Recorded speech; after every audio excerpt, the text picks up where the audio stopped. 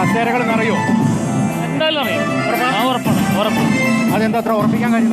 ഉറപ്പിക്കാൻ അത്ര ആൾക്കാരുണ്ട്. അൻവറിന് പിന്നാലെ ഇഷ്ടംപോലെ ആളുകളുണ്ട്. നിങ്ങൾ പറഞ്ഞ നിങ്ങൾ റിപ്പോർട്ട് ചെയ്യാൻ വരുന്നില്ല. ഇഷ്ടംപോലെ ആളുകൾ ഈ മലപ്പുറം ജില്ലയിൽ ഇഷ്ടംപോലെ ആൾക്കാരാണ്.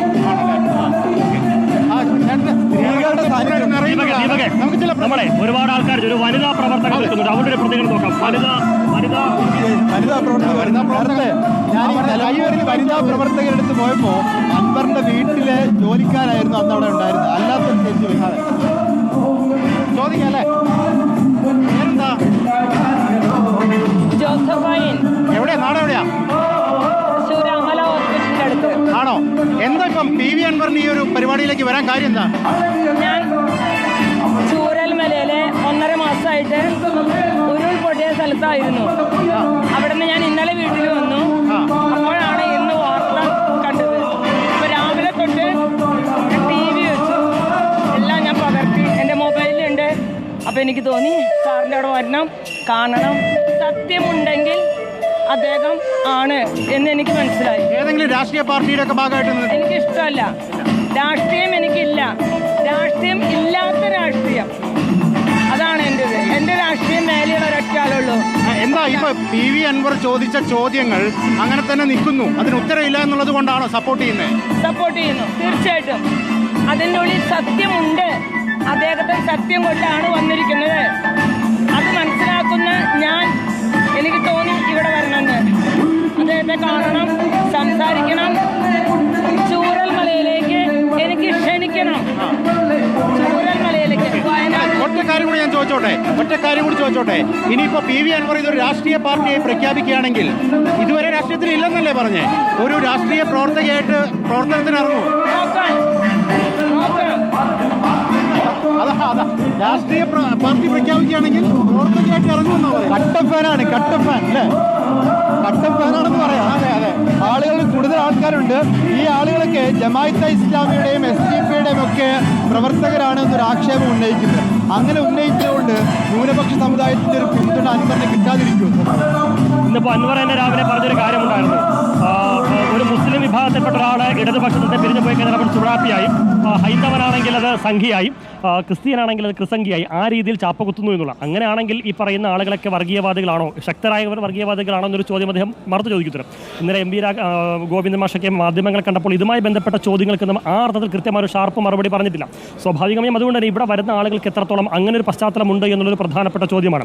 ഈ ആരോപണമായി നിൽക്കുന്നതിനപ്പുറത്തേക്ക് ആ വന്ന ആളുകളുടെ പശ്ചാത്തലം തെളിയിക്കാൻ ആരോപണം ഉന്നയിക്കുന്നവർക്ക് സാധിക്കുമോ എന്നുള്ളതാണ് ഒരു പ്രധാന. ഞങ്ങൾ നിലമ്പൂർ ചന്തക്കുന്ന് പോയപ്പോൾ അവിടെയുള്ള ആളുകളോട് ചോദിച്ചിരുന്നു, നിങ്ങളൊക്കെ CPMൽ ആരെങ്കിലും ഉണ്ടോ എന്നുള്ളതാണ്. ഇവിടെ നമുക്ക് വേണമെങ്കിൽ ജമാഅത്തെ ഇസ്ലാമി ബന്ധമുണ്ടോ ചോദിക്കാം അല്ലേ? നിങ്ങൾ എവിടെ നിന്ന്? ഞാൻ ഒതുക്കുങ്ങല്ലേ. ഈ ജമാഅത്തെ ഇസ്ലാമി SDP പോലുള്ള രാഷ്ട്രീയ പ്രസ്ഥാനമായിട്ടൊക്കെ എന്തെങ്കിലും ബന്ധമുണ്ട്? ഞാൻ ഇടതുവശമായിട്ട് ബന്ധമുള്ള ആളാണ്. CPMൻ്റെ ആ ഭാഗത്തുള്ള പ്രദേശത്തുള്ള DYFI അനുഭാവിയായിരുന്നു. അതെ. DYFIയിലൊക്കെ പ്രവർത്തിച്ചിട്ടുണ്ട്. അൻവറിനൊപ്പം ഒപ്പം ഞാൻ അൻവറിൻ്റെ ഒപ്പം കാലങ്ങളായിട്ട് ഉള്ള കാര്യം ഞാൻ ഒരു MLA കാര്യം പറയാം. 2.5 വർഷം മുമ്പ് ഈ PK കുഞ്ഞാലിക്കുട്ടിക്ക് കൊടുത്ത ഒരു കത്ത് കൊടുത്തിരുന്നു. എൻ്റെ പേഴ്സണൽ കാര്യമാണ്.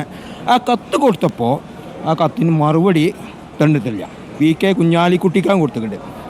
ഇത്തരം ജനകീയ വിഷയങ്ങൾ നിങ്ങൾക്കൊപ്പം ഉണ്ട്? ഉണ്ട്. എവിടെ നിന്ന് വരുന്നത്? കൊടുവള്ളിന്നാണ് വരുന്നത്. കൊടുവള്ളി അല്ലേ? കാരാട്ട് റസാഖിന്റെ നാട്ടിൽ. യെസ്. കാരാട്ട് റസാഖ് അൻവറിനൊപ്പം ഇല്ല. എന്തായാലും ഞങ്ങളുണ്ട്. തൻ്റെ അടുത്തോട് CM-നോട് ഒരു വാക്ക് പറഞ്ഞല്ലോ, ആ ചെയറിൻ്റെ ആ അടുത്ത ചെയർ വഞ്ചകനാണെന്നല്ലേ, അവർ ഒറ്റ വാക്ക് മതി അൻവറാക്കക്ക്. ജനലക്ഷങ്ങൾ കൊടുവള്ളിയിൽ അൻവർ രാഷ്ട്രീയ പ്രസ്ഥാനം ഉണ്ടാക്കി 1000കണക്കിന് ആൾക്കാരാണ് വരുന്നത്.